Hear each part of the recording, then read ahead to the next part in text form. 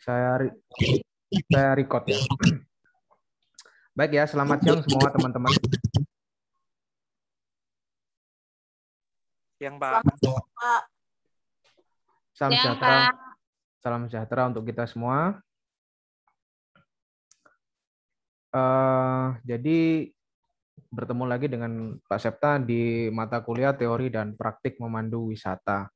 Jadi kalau bicara mata kuliahnya berarti kita bicara tentang teorinya seperti apa dan praktik dari memandu wisatanya itu nanti bagaimana. Nah, rencananya sih, ini masih rencana. Saya sudah menghubungi beberapa kolega yang ada di Museum Panji, di Pakis, sama di Museum Brawijaya, sama satu lagi di Museum Jiwa di Porong Lawang. Nah, nanti kalau sempat ada waktu, nanti kita ke sana. Nah, nanti teman-teman bisa praktek itu bagaimana sih sebenarnya memandu wisata yang baik dan benar berdasarkan teorinya. Nah, kalau untuk memandu wisata sendiri ya, satu dua kali sih pernah saya lakukan, meskipun itu dalam event yang tidak resmi ya, atau eventnya bisa dikatakan ketika outbound atau apa. Jadi mungkin ketika ke Yogyakarta, mungkin ketika ke Bandung itu pernah satu dua kali saya lakukan, dan pada saat itu saya belum mengerti tentang teori dari memandu wisata itu sendiri. Nah, ketika ada mata kuliah teori dan praktik memandu wisata, maka secara otomatis saya harus belajar ya. Saya harus learning, saya harus mengetahui teori-teori apa saja sih dalam memandu wisata itu yang perlu untuk kita ketahui. Nah, itu sih yang perlu, yang akan kita bahas selama satu semester ke depan. Nah, nanti yang perlu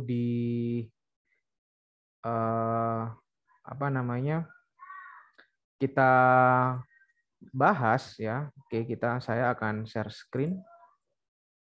Saya akan share screen agar teman-teman bisa tahu.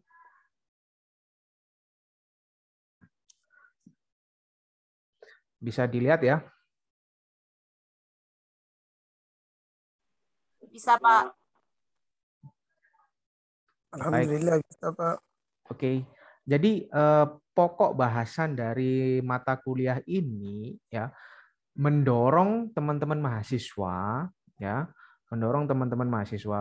untuk dapat mempelajari dan mempraktekkan materi memandu wisata lintas kota, kemudian tata cara menjemput dan mengantar wisatawan, memandu wisatawan individu, dan rombongan memandu wisatawan dengan minat khusus, dan cara mengatasi bagaimana darurat, serta bagaimana menyusun laporan setelah melakukan pemanduan wisata. Jadi sebenarnya kalau kita bicara tentang memandu wisata, teman-teman ya, itu sangat complicated ya. Jadi nggak hanya ketika kita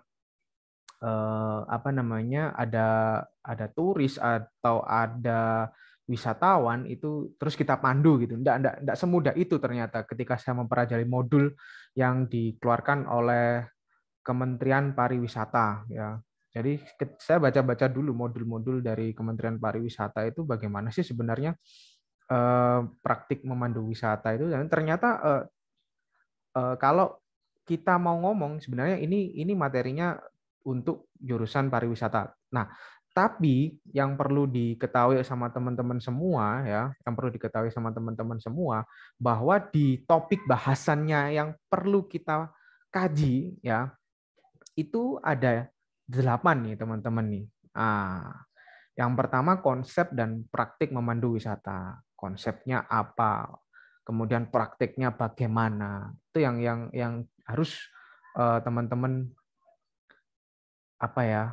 pahami. Makanya di semester yang kemarin itu kebetulan saya tidak mengajar teman-teman, yaitu saya mewajibkan anak-anak untuk membuat vlog ya, untuk ngevlog. Nah, itu adalah cara berlatih yang paling sederhana untuk memandu wisata sebenarnya, membuat vlog gitu. Nah, kemudian yang kedua, topik bahasan yang kedua itu memandu wisata lintas kota. Nah, tak jarang juga setiap dari teman-teman ini nanti kan pasti kembali ke tempat asal ya ketika sudah selesai wisuda. Ya kan? Pasti kembali ke tempat asal. Nah, memandu wisata ini teman-teman semua itu adalah sebuah prospek ya, prospek di masa yang akan datang, meskipun sekarang lagi masa pandemi dan wisatanya itu agak-agak menurun ya okupansinya, tapi di masa yang akan datang saya yakin bahwa pariwisata ini akan membawa dampak yang sangat signifikan. Makanya di kurikulum 2021 yang teman-teman juga sedang mengikutinya ya, itu kita menggarap teman-teman dosen pendidikan sejarah dan sosiologi itu gimana sih agar teman-teman prodi sesos ini selain memiliki kemampuan menjadi guru, itu juga memiliki kemampuan yang lain. Nah, salah satunya yang bisa kita kerjakan adalah kita itu bisa menjadi pemandu wisata. Kenapa? Karena kita basically-nya itu kan sejarah tuh, wisata kesejarahan. Nah, itu lintas kota. Jadi misal nanti ada orang yang mau berkunjung ke tempat asal teman-teman, ya kan? Nah, mulai didata nih teman-teman, data tempat-tempat yang kira-kira oh ini layak untuk dijadikan wasiat, atau teman-teman sudah punya di tempat tinggalnya itu di sekitarnya itu sudah ada tempat wisata, itu juga bisa. Nah, gimana sih memandu wisata lintas kota ini? Misalnya saya ke Surabaya atau saya ke rumahnya Farizal, terus kemudian saya harus pandu. Misal saya ingin tempat-tempat yang asik lah di sini apa nih tempat di sekitar tempat tinggalmu. Nah, maka mau nggak mau Farisal harus mencari data itu. Oh ini di sini di sini. Nah, gimana sih cara memandu wisata lintas kota? Nah, mungkin saya nggak hanya satu orang kan, saya ngajak beberapa orang yang belum pernah datang ke Malang juga mungkin, nah, kan bisa aja. Nah, itu harus kita pahami teman-teman semua. Nah, yang ketiga itu pemandu wisata individu. Nah, guide to guide atau memandu satu orang itu lebih apa ya, bisa dibilang lebih mudah ketimbang nanti memandu rombongan, ya kan? Nah, wisata individu ini pernah saya di guiding, ya, saya di guide oleh seseorang ketika saya sedang berkunjung ke Mojokerto waktu itu. Ya, ke Mojokerto, bukan yang kemarin ketika teman-teman ke Museum Trawulan itu, bukan sebenarnya, tapi ke Mojokerto, ke beberapa tempat-tempat karena memang saya kepingin ke sana, ke tempat-tempat peninggalan dari Kerajaan Majapahit. Nah, tempat-tempat yang belum pernah terekspos sebenarnya. Nah, itu saya minta tolong dari salah satu pegiat sejarah di sana. Saya minta tolong, saya diantarkan ke tempat-tempat yang, nah, memang lebih asik ya, lebih enak. Jadi kita ilmunya lebih dapat dan lebih fleksibel ya. Artinya ketika kita capek, kita bisa minta rest, berhenti. Kita waktunya juga tidak terlalu mepet-mepet kan, seperti itu. Itu lintas kota atau individu, sorry. Nah, dan yang keempat itu pemandu wisata rombongan. Nah, rombongan ini memang lebih ribet ya, teman-teman. Mungkin kalau KKL itu kan kuliah kerja lapangan, itu harus ada yang namanya tour guide ya, tour guide yang memandu wisata untuk rombongannya. Nah, ini memang lebih ribet ya, karena mengatur banyak orang dengan berbagai macam keinginan, berbagai macam pola pikir, jadi nggak begitu mudah untuk mengatur wisata rombongan dibandingkan dengan wisata individu. Jadi kita harus lebih memiliki action, lebih memiliki kapabilitas dan kemampuan untuk bisa menghandle mereka dengan menarik lingkungan yang ada di sekitar kita. Mungkin ketika perjalanan atau ketika di lokasi wisata tersebut, kita bisa menarik sebuah cerita-cerita yang ada melalui oral language ya, melalui cerita-cerita yang ada di masyarakat atau mungkin dari kitab-kitab yang pernah kita baca. Nah, ini sebenarnya yang perlu kita pelajari teman-teman. Jadi ini materi semester 1, 2, 3, 4, 5, 6, 7. Sudah semester berapa ini? Semester berapa kalian? Semester 7, Pak. Nah, kan 7, Pak. betul kan? Semester 1, 2, 3, 4, 5, 6 ini masuk semua. Jadi ini Kalian ketika memandu wisata ini nggak hanya ngomong baik saudara-saudara semua, apa yang kita lihat ini adalah misalnya di belakang itu ada Candi Kidal. Wah, ayo mau ngomong apa ini? Ketika kan background saya itu Candi Kidal. Ah, mau ngomong apa? Masa kamu tour guide harus sambil membaca teks yang lucu? Wah, ini si wisatawannya tertawa dalam hati. Ini orang belajaran ini kan gitu. Ya nggak apa-apa, namanya juga masih belajar. Tapi kan ketika nanti kalian sudah out dari sini, ini merupakan sebuah salah satu job. Saya tidak bilang mata pencaharian, tapi job yang bisa menghasilkan uang gitu loh.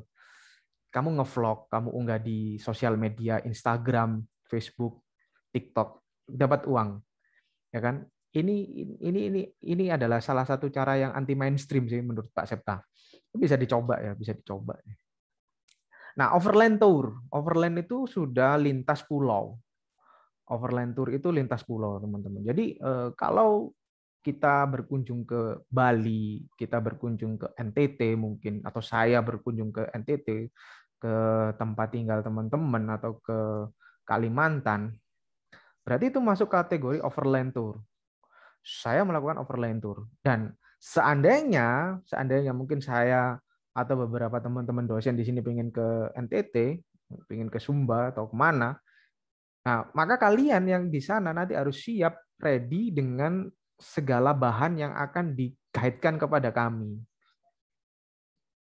Nah, misalnya ini jalan apa, di sini dulu pernah terjadi apa, terus ada tempat-tempat apa di situ yang menarik untuk kita ceritakan. Itu juga menjadi keunikan tersendiri ketika berbicara tentang overland tour. Nah, yang keenam itu pemandu wisata minat khusus. Nah, minat khusus itu gimana, Pak? Minat khusus ini misalnya kita ingin wisata ke geologi. Nah, misalnya kita ke Merapi, itu seharusnya sebenarnya pemandu wisatanya minatnya khusus ya di situ, mempelajari bagaimana sih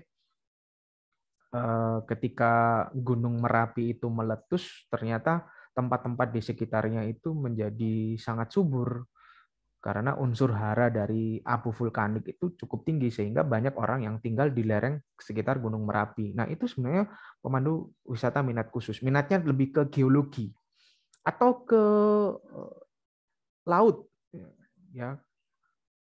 Nah, minat wisata di laut. Kira-kira di laut itu ada tempat-tempat apa ya? Saya pernah melihat di jejak petualang kalau tidak salah, itu di daerah Nusa Tenggara itu ada satu pulau yang terbentuk karena pulau itu dari apa, karang yang kecil-kecil dia terbentuk di tengah pulau dan bisa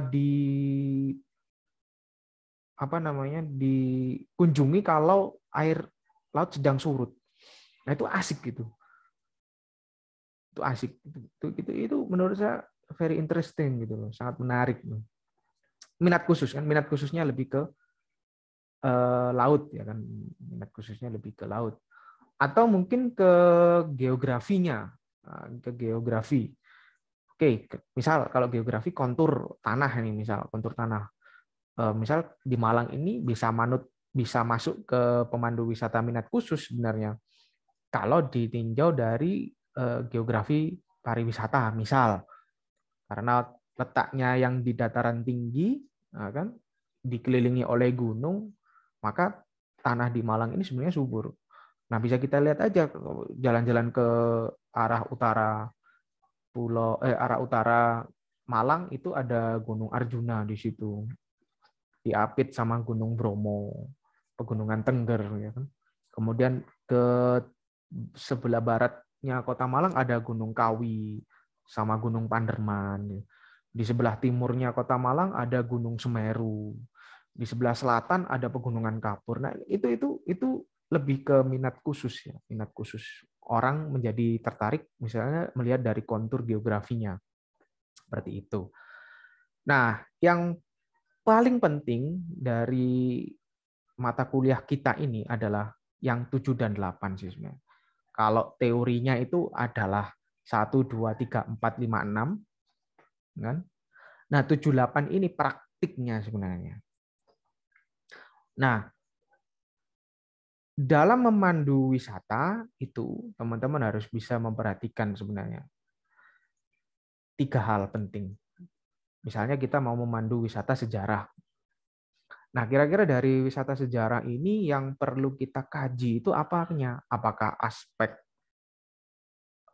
bangunannya, arkeologinya, ataukah aspek dari cerita rakyatnya, ataukah aspek dari susastranya, atau dari mitos yang berkembang? Wah, itu asik gitu bicara wisata kesejarahan.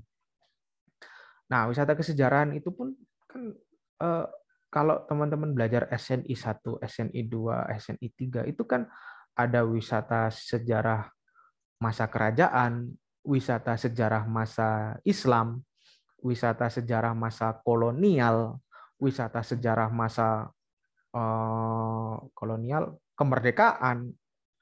Nah, banyak sekali kalau kita bicara tentang pemandu wisata khusus untuk kesejarahan. Misalnya di Kota Malang aja, kita bicara tentang alun-alun itu. Alun-alun yang di pusat kota itu. Nah, itu masuk kategori dalam wisata kesejarahan. Masa apa? Masuk masa Islam masuk, masa kolonial juga masuk, masa kemerdekaan juga masuk. Nah, misalnya kalau masa Islam apa, Pak? Nah, itu kan ada alun-alun itu ada 4 penjuru mata angin di situ. Nah, itu selalu ada masjid, selalu ada pasar di sebelah selatan, kemudian ada pusat pemerintahan di sebelah timur, ya kan? Di sebelah timur itu ada pusat pemerintahan atau penjara, dan di sebelah utaranya itu ada gedung pemerintahannya ya, yang sekarang berubah menjadi Sarinah. Itu sebenarnya bisa dikaji, dan itu daerah-daerah yang pernah dikuasai oleh Mataram itu pasti menganut mandala seperti itu, 4 penjuru mata angin. Gitu. Nah, itu wisata sejarah. Masuk ke era kolonial, dibangun tram di situ, di sebelah selatan dekatnya dengan kantor pos itu adalah gedung pajak yang bangunannya sudah ada sejak tahun 1900-an. Jadi bangunan-bangunan era kolonial. Kemudian ada Hotel Pelangi juga. Nah, makanya teman-teman jalan-jalan lah. Nanti ada tugas jalan-jalan khusus ini untuk membuat reportase atau bagaimana sih memandu wisata seperti itu. Untuk tugas akhir ya, untuk tugas akhir. Jadi UASnya itu. Nah, yang ke-8 itu memandu wisata kuliner. Kuliner ini menjadi sesuatu hal yang menarik ya, asik untuk kita bicarakan karena jarang sekali orang bicara tentang wisata kuliner. Saya yakin di setiap daerah pasti memiliki wisata kuliner yang berbeda-beda dan bermacam-macam, dan itu khas. Nah, enggak ada salahnya nanti ketika teman-teman sudah lulus itu pulang ke tempat asal itu bisa mengangkat tema-tema tentang kuliner-kuliner yang khas di sana, di tempat asal. Dan saya kira itu adalah menjual sekali gitu loh, menjual sekali. Jadi teman-teman bisa memperkenalkan tempat asalnya, konten makannya, konten kulinernya, dan paling nggak kuliner-kuliner yang bisa diangkat itu yang legendaris atau legendaris bisa kemudian unik atau belum pernah diupdate di sosial media juga bisa. Itu bisa kita angkat teman-teman semua. Nah, kemudian yang pemandu wisata yang berikutnya itu adalah mitologi atau urban legend. Nah, orang Indonesia itu paling suka dengan hal-hal seperti ini. Sangat kental sekali dengan hal-hal yang urban legend. Tapi yang perlu kita garis bawahi adalah kita bukan mengangkat setannya, kita bukan mengangkat mistisnya, enggak. Tapi kita mengangkat urban legendnya atau mitologinya itu terhadap sejarahnya. Misalnya, jika kalian ke pantai selatan, maka ada sebuah pantangan kalau kalian tidak boleh mempergunakan baju yang berwarna hijau. Nah, kan mitosnya seperti itu. Nah, kita ketika jalan ke pantai selatan Pulau Jawa itu bisa kita tanya orang-orang yang sedang berkunjung di sana. Kita reportasi, benar nggak sih cerita itu dan lain sebagainya.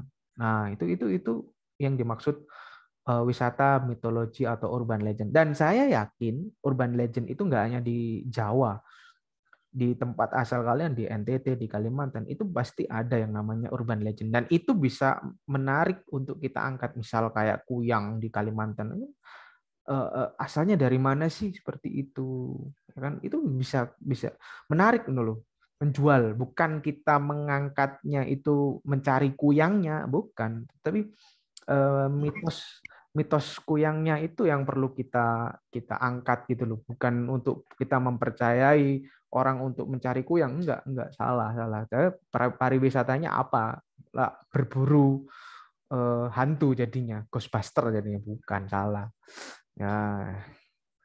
Oke ya, kita lanjutkan ke slide berikutnya. Nah, grade penilaian teman-teman perlu diperhatikan dengan seksama. 30% tugas individu, 30% kuis, 15% UTS, 25% UAS. Jadi saya perbanyak tugas individu dan kuisnya. Jadi nanti tugas individu sama kuisnya itu paling tinggi ya. Maksudnya persentasenya lebih banyak dibandingkan UTS dan UAS. Pak, kenapa kok nggak UAS-nya sama UTS-nya? Pak Septa itu dosen yang penganut paham proses. Jadi saya tidak melihat hasil akhirnya, tapi saya melihat prosesnya. Prosesnya kalian mengumpulkan tugas individu, prosesnya kalian mengerjakan kuisnya.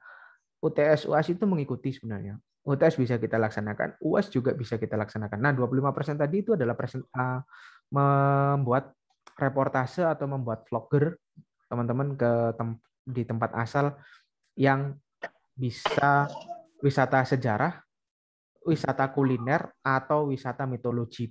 Pilih 3 itu. Pilih 3 itu. Oke. Nah, ini yang saya maksud metode pembelajaran. Pak Septa menggunakan 2 metode teman-teman semua, synchronous learning dan asynchronous learning. Sinkronus ini seperti ini yang sedang kita laksanakan saat ini ya. Ini waktunya sudah terjadwal, medianya Zoom, Meet atau Webex dan lain-lain. Nah, asynchronous learning ini waktunya tidak ditentukan, medianya seperti YouTube, Instagram, TikTok atau Facebook mungkin ya. Tapi saya lebih menggunakan sosial media YouTube. Nah, nanti teman-teman itu cukup melihat, misalnya untuk materi minggu depan itu adalah pemandu wisata lintas kota. Nah, saya akan jabarkan teorinya itu di sosial media saya, YouTube. Saya akan share di situ, di add link. Nanti teman-teman cukup mencermati di add linknya itu videonya, pembelajarannya seperti apa. Nah, ada pertanyaan di situ nanti. Entah di kolom komentar yang sudah saya beri pin atau di dalam videonya. Nah, teman-teman komentar di situ, jawab itu. Nah, setelah menjawab, cukup screenshot komentarnya, kirimkan di Google Form yang saya lampirkan di add link. Ya. Setelah mengirimkan, berarti itu bukti bahwa teman-teman sudah mengerjakan tugas individu. Atau teman-teman sudah mengerjakan kuis. Seperti itu. Nah, terima kasih. Wah. Nah, silakan bagi teman-teman yang mau bertanya, kita sharing-sharing saja. Karena masih pertemuan perdana, seharusnya minggu kemarin, tapi karena minggu kemarin ada penyambutan Pak Rektor, maka kita ganti hari ini. Silakan bagi teman-teman yang mau bertanya, saya persilakan. 10 menit waktunya, Mean. Pak, berarti nanti itu tugasnya itu kan kalau misalnya di komentar di YouTube itu kan terus link untuk upload komentar, upload lagi. Untuk upload hasil screen-nya itu di link yang Bapak kirim di link nanti ya. Ya, Mbak Fabiola. Betul sekali. Terima kasih, Pak. Ada lagi?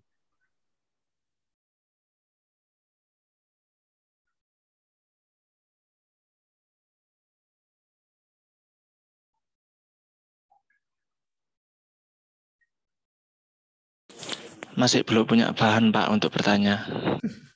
Nah, ini saya nanti kalau ke Bromo tutup ya, Mas Yon. Iya Pak, mulai kemarin tanggal 5 siang. Sampai Batas waktu yang belum ditentukan Pak. wah, pemerintah itu seharusnya ketika menutup tempat wisata itu harusnya ada kompensasi ya bagi para pegiat wisata di sekitar situ. Karena saya yakin penutupan tempat wisata itu memiliki dampak sosial ekonomi bagi masyarakat yang tinggal di sekitar situ. Saya yakin itu, dan itu sangat berdampak sekali. Jadi, Memang Pak itu. nah, bisa mandu saya ke Bromo Mas Yo ya. Bisa banget Pak. Wah, ini kayaknya sudah mau ancang-ancang Mas Yo ini untuk belajar teorinya seperti apa. Meskipun dia sudah sering praktik ya Mas Yo. Sudah sering praktik, tapi teorinya mungkin masih perlu dipelajari. Ada lagi yang lain teman-teman? Jangan lupa di add link, klik kehadiran ya. Jangan lupa kalau teman-teman sudah mengikuti perkuliahan hari ini, di add linknya, di klik hadir di conference-nya. Sebelum saya akhiri nih.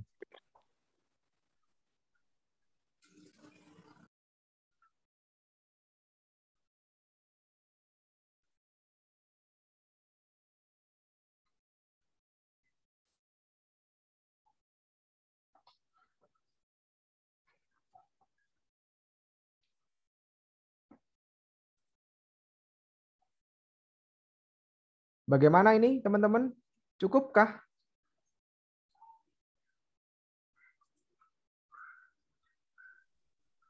Assalamualaikum Pak. Ya, silakan. Siapa ini Mbak? Siapa ini?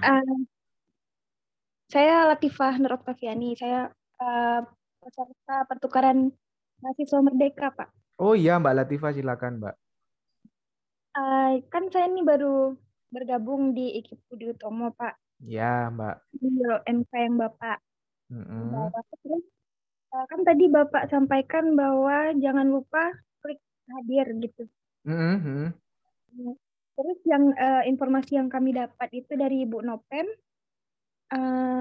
untuk kehadirannya itu dari dosen katanya Pak. Ya, nanti saya catat sendiri untuk yang inbound. Oke Pak, makasih Pak. Sama-sama.